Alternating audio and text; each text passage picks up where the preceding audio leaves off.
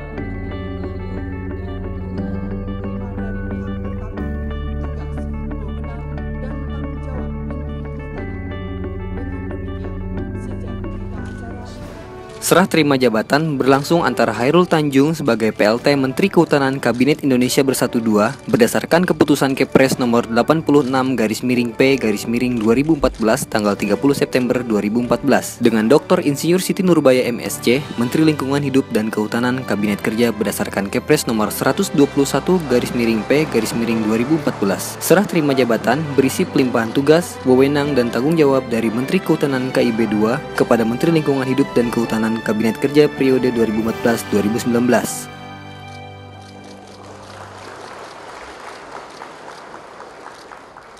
Serah terima jabatan antara Menteri Kehutanan yang lama dengan Menteri Lingkungan Hidup dan Kehutanan yang baru. Bapak Ibu yang berbahagia, hari ini tentu kita kembali bersyukur karena Kementerian Kehutanan yang sekarang dirubah namanya menjadi Kementerian Lingkungan Hidup dan Kehutanan mendapatkan pemimpin yang baru. Dan pemimpin yang baru, ya, ini saya kenal sebagai seorang yang mumpuni, khususnya dari berkarir dari birokrat mulai dari bawah di tingkat provinsi, waktu itu Provinsi Lampung, ya. Lalu tumbuh sampai bisa masuk ke Kementerian Dalam Negeri. Bapak Ibu tahu untuk dari provinsi bisa masuk ke pusat itu tidak mudah.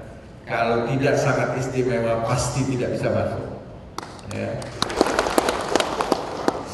Sebagai seorang sahabat, ya, tentu saya ingin berpesan hal-hal kecil saja. Yang pertama adalah bahwa daratan kita ini, seluruh wilayah Republik Indonesia, 60% lebihnya itu adalah hutan. Tentu hutan ini memiliki dua fungsi yang sangat berarti untuk bangsa kita. Yang pertama tentu fungsi sebagai paru-paru Indonesia dan juga paru-paru dunia. Jadi tentu harus difungsikan secara baik. Yang kedua, hutan juga merupakan alat kesejahteraan untuk seluruh rakyat Indonesia. Itu saja yang ingin saya sampaikan. Sekali lagi selamat Ibu Siti Nurbaya, selamat menjalankan tugas, selamat bekerja. Kami semua, saya yakin saya, Pak Jul, Pak Akbar, dan semua orang-orang yang pernah duduk di kementerian ini pasti dengan sangat senang hati ingin membantu Ibu agar Ibu dapat berhasil dalam menjalankan tugas Ibu. Terima kasih. Wabillahi taufiq wal hidayah. Wassalamualaikum warahmatullahi wabarakatuh. Assalamualaikum warahmatullahi wabarakatuh. Selamat siang, menjelang siang. Salam sejahtera untuk kita semua. Om Swastiastu. Yang saya hormati Bapak Menko Equin KIB 2 yang juga adalah Menteri Ad Interim Kehutanan KIB 2, yang saya hormati Ketua MPR RI Republik Indonesia Bapak Zulkifli Hasan yang adalah Menteri Kehutanan Republik Indonesia KIB 2, Bapak MS Kaban Menteri Kehutanan KIB 1, para sekjen, para undangan. Di sini ada juga hadir anggota Komisi 4 DPR RI dan anggota Komisi 11 DPR RI, Pak Fadoli dan Pak Doni, para pejabat struktural, Pak Sekjen, Pak Dirjen, para mantan pejabat, para undangan yang saya hormati dan seluruh jajaran birokrasi, dan saya lihat di sini lengkap sampai ke eselon 4. Saya coba simak dalam waktu yang sangat singkat ini bahwa kontribusi itu tentu saja tidak hanya dari jajaran birokrat saja, tetapi juga dari dunia usaha. Karena tadi pesan Bang Hairul, saya minta maaf manggilnya jadi nggak sengaja Bang Hairul, karena memang hari-hari beliau adalah senior saya tempat saya berkonsultasi. Pak Hairul kita kenal sebagai pengusaha yang hebat dan sangat berhasil di Indonesia, manajer, entrepreneur dan segala macam yang benar-benar harus menjadi contoh. Karena birokrat kita, kalau reformasi birokrasi sebetulnya dalam bahasa gampangnya adalah membuat seluruh prosedur di pemerintahan ini semudah dan senyaman apabila atau seperti yang dilakukan oleh swasta. Sebetulnya bahasa gampangnya itu sangat sederhana sebetulnya. Nah, itu akan kita lakukan. Dunia usaha kita membutuhkan kemudahan-kemudahan itu, sehingga tadi hutankah, tambangkah, ataukah sumber daya maritim itu betul-betul menjadi resources untuk kesejahteraan yang seadil-adilnya bagi masyarakat kita. Sebetulnya bahasanya seperti itu yang saya tangkap. Mudah-mudahan kira-kira apa yang sudah terjadi di jajaran kehutanan saat ini, saya kira hal-hal yang sangat positif yang kita perlu lanjutkan. Beberapa hal yang masih menjadi catatan dari luar, karena dari luar itu matanya ngeliatin ke kehutanan itu serem gitu ya. Bukan serem karena hutan, tapi karena itu isinya perizinan. Disangkanya perizinan itu isinya transaksi mulu, disangkanya ya. Oleh karena itu ini bagian-bagian yang kita akan perlihatkan dengan baik.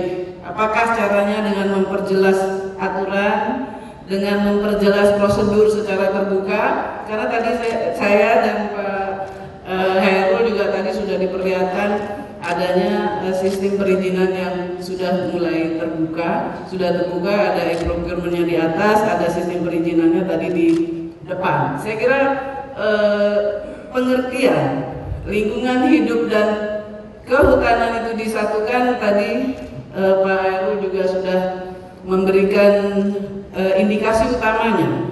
Sebetulnya dalam bahasa yang gampang saja, ketika hutan itu memberikan manfaat, apakah dia sebagai jasa lingkungan, memberi oksigen atau apapun, dan terutama hasil-hasil hutan yang memberikan sesuatu, maka kita sebut dia adalah resources, sumber daya. Tetapi ketika hutan itu terganggu, ketika hutan itu dibebani, maka kita memasukkan dia kepada konteks lingkungan. Oleh karena itu seharusnya persoalan hutan dan lingkungan jangan didikotomikan. Saya minta tolong betul, tidak boleh ada jajaran birokrat kita yang mempersoalkan penyatuan ini, karena secara konsep sebetulnya tidak ada persoalan. Setuju ya? Saya minta tolong betul ini Pak Sekjen, Bapak Dirjen. Kalau birokrat itu sebetulnya Pak Hairul dan Bang Zul itu cirinya kan rantai komando. Jadi kalau eselon 1-nya sudah setuju, itu harusnya eselon 2, 3, 4 tidak ada masalah. Betul ya? Karena itu saya minta tolong betul penyatuan ini mari kita dalami dengan baik. Kemarin saya sudah melihat inisiatif yang sangat baik dari jajaran Eselon 1. Kemarin saya sudah lihat mulai rapat, duduk melihat, dan Pak Sekjen juga sudah saling berkomunikasi dengan Sesmen lingkungan hidup. Itu juga saya lihat sangat positif interaksinya. Saya kira ini bisa kita lanjutkan, dan memang targetnya sesuai perintah Bapak Presiden itu akan kita selesaikan dengan baik, termasuk bagaimana pengaturan hutan dengan smallholders dan sebagainya yang sebetulnya di Pak Ilman di Pulau Jawa sudah banyak dikembangkan. Saya kira ada banyak yang dilakukan. Kita akan lanjutkan ini dengan sebaik-baiknya, dan tentu saja saya dengan segala kerendahan hati memohon untuk dapat diterima dengan baik di komunitas dan di lingkungan kehutanan ini secara keseluruhan. Dan kita akan, saya juga secara pribadi akan banyak berkonsultasi kepada para senior, dan tentu saja terutama kepada DPR dan kepada pimpinan MPR RI. Saya kira itu yang ingin saya sampaikan. Kurang lebih mohon maaf. Terima kasih. Wabillahi taufik wal hidayah. Wassalamualaikum warahmatullahi wabarakatuh. Om Santi Santi Santi.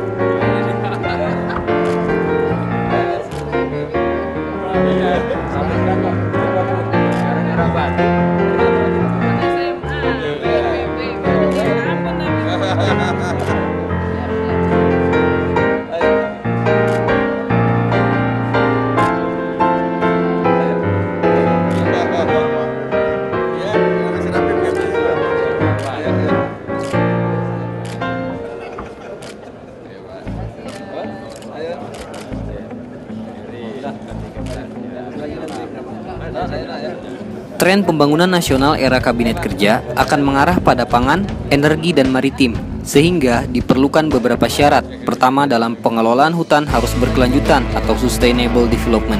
Kedua, syarat manajemen, yaitu mekanisasi, jumlah tenaga kerja, dan permodalan. Syarat ketiga, konservasi yang mencakup lingkungan, komoditi, energi, dan pangan.